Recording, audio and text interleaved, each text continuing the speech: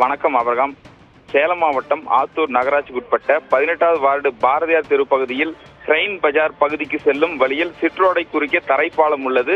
இந்த தரைப்பாலம் முழுவதும் சேதமாகியுள்ளது. சிற்றோடையில் சிறுவன் உடல் மிதப்பதாக அப்பகுதி மக்கள் ஆத்தூர் காவல் நிலையத்திற்கு தகவல் தெரிவித்தனர். தகவல் அறிந்த அந்த பகுதிக்கு வந்த டிஎஸ்பி சரண்யா தேவி தலைமையிலான காவல்துறையினர் சிற்றோடையில் இருந்த சிறுவனின் உடலை மீட்டனர். மேலும் இறந்த சிறுவன் 30வது வார்டு காக்காபாளையம் பகுதியை சேர்ந்த லாரி ஓட்டுநரான முருகேசன் சாந்தி தம்பதியினர் மகன் மதன் என்பதும் 18 வயது நிரம்பியவர் என்பதும் சிறுவனுக்கு வலிப்பு நோய் இருப்பதாகவும் போலீசார் விசாரணையில் தெரிய வந்தது.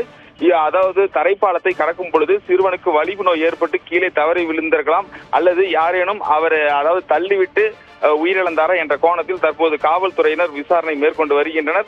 ஓடையில் சிறுவனின் உடல் மிதந்து வந்த சம்பவம் அந்த பகுதியில் பெரும் பரபரப்பை ஏற்படுத்தியுள்ளது. தொடர்ந்து சிறுவன் உயிரிழப்பு குறித்து ஆத்தூர் நகர போலீசார் வழக்கு பதிவு செய்து விசாரணை மேற்கொண்டு வருகின்றனர். ஆப்ரகம்.